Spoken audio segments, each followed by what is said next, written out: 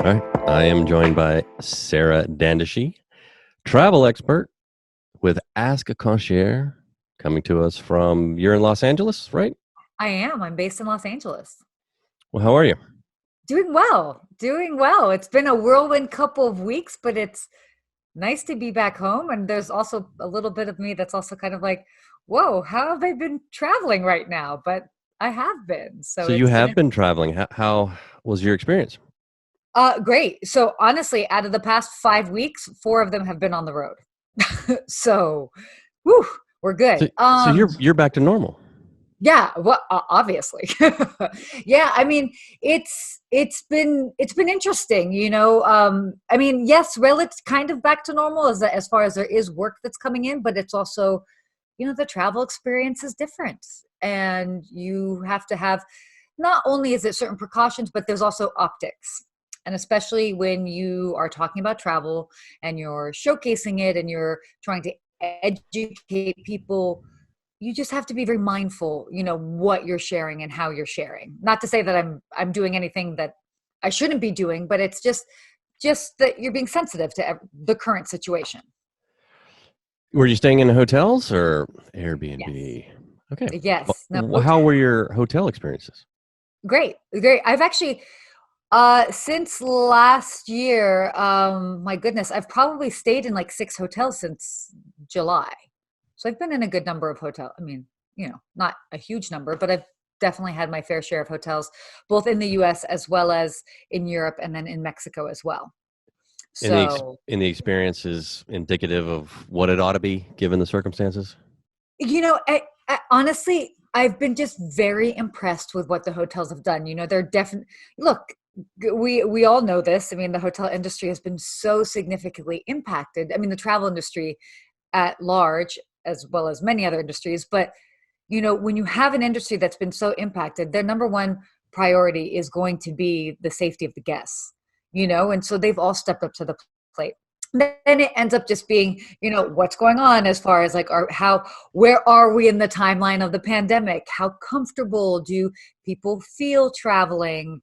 What are then the precautions once they get there? And in general, I have to say, when I've traveled internationally, there have been far more precautions and, a phrase that I like to actually use, which is kind of called like hygiene theater. And I mean it in a good way. I'm not actually trying to mean it in any sort of negative way, but it's like the presence of cleanliness and safety of the guest is very, very prominent.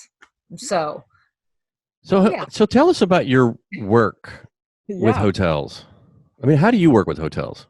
So I've actually worked in hotels and luxury hotels for, gosh, like 18 years. 15, I know I started when I was 10. I'm kidding. I was going to say 6. Yeah, there you go. Dude. Um, so I did actually start while I was a teenager and going to college. While I was going to school at Georgetown, I started at the Four Seasons. And so that was a really great entry into it. And then for 15 years, I was a hotel concierge. So at luxury five-star properties, uh, all of them in Beverly Hills. And I ended up creating travel videos of what to do in Los Angeles because it's what I talked about on a regular basis. And then with time, that grew. I started working with a lot of different destinations, big brands, from Marriott International, Hilton, cruise lines, all of that. And so I work with hotels in primarily two different ways now.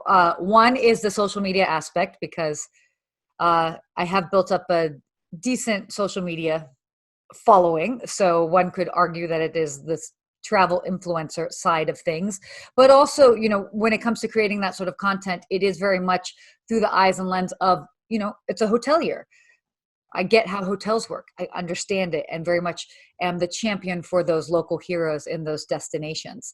So it's kind of like travel with me as we kind of go into these properties. And then the other side of things is because I have worked in hotels for so long, is actually hospitality consulting. So service training and so upping service standards. So two very different routes, but very much a part of who I am and what I bring to the table. So those are kind of the main ways. So what do you see hotels doing right now? At this point, what are they doing well? I mean, what are they doing? So first of all, it's a loaded question. And the reason why I'm like, it's a loaded question. I mean, I get it. Look, I'm going to acknowledge I was We're stumbling. hard hitting journalism here. It's so very much so. Okay, we're going to try and knock it out of the park. No, a lot of it depends on the location and the destination. So that's why it's like it's a loaded question. In general, very broad overview is that yes, they have absolutely done their best as far as putting guest comfort first and like, okay, we're doing this for cleaning and sanitation and making sure that there's like enough room, there's space. It depends. If we're talking about a hotel in the city, like in Los Angeles or West Hollywood, their occupancy numbers aren't quite the same as what you might have, someplace that's a resort on the beach in Florida. And we're just talking here in the US. So, I mean, those are just two very different, not only sides of the country, but very different sides of the spectrum. But in general, they've really just been putting, guests as their top priority. And then internationally as well, certainly Mexico, I have to say, and I've now traveled to Mexico twice, and I've stayed in 3 different hotels and visited 10 hotels. Wow. Oh yeah, they kept me busy. I Yeah. wasn't working on a tan. So going in and out of all of these properties, I mean, they are, if for example in Mexico, it's like they're only now allowed to have up to 50 or 60% occupancy. And they're really adhering to that in different destinations. Again, it's space. Luxury is they have space. A lot of those properties there are also designed that, some of the suites, they have their own pool or access to their pool area. So those type of destinations are perfect for those people that have that travel itch. They're ready to get out there, but they're still kind of wanting to be cautious and maybe not necessarily be in the big communal pool. In general, hotels are definitely doing their part when it comes to cleanliness and just kind of creating space and providing different options for travelers. Oh, and then flexible cancellation policies, but that's like across the board. Right. So what do you see coming up near term? Like I get a feeling the US is getting pretty comfortable. I mean, I'm in Texas. Yeah. We're pretty comfortable. Not as Yeah. comfortable as Florida, but we're Nope. close. Nope. Almost there. And then, Europe is lagging behind a little bit. So, Definitely. and then Very you've much. had experience with Mexico. Like, where are we headed this spring, this summer? So yeah, and by the way, prior to Mexico, I was actually in Portugal.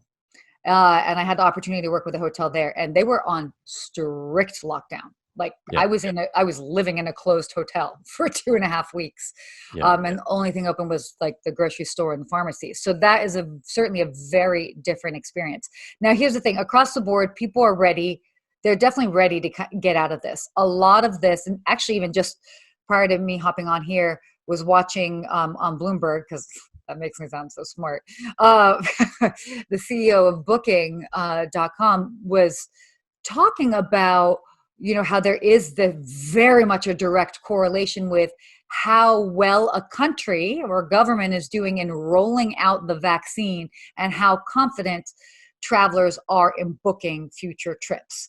So that being said, you can use an example like Israel, and they've done a really great job as far as like getting the vaccine out there. Their bookings are definitely up. What I do feel certainly for the US is that, we're going through it. And I think that I'd like to say that probably by May, June, people were going to be a lot more comfortable. And this summer, we're going to see a lot more people doing more domestic travel. International travel, I think, is still going to be a little bit of a toss-up because so many factors go into it, even though by no means am I saying that there's a full recovery by June. What I'm just saying right, is that we're going to feel a lot more breathing room because the pandemic fatigue. People are yeah, done. They're ready.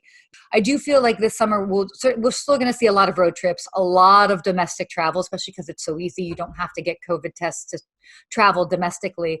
And then people definitely tiptoeing international travel as the borders kind of like peel open, if that right. makes sense. Well, we are out of time, Sarah, but thank you for Of joining me.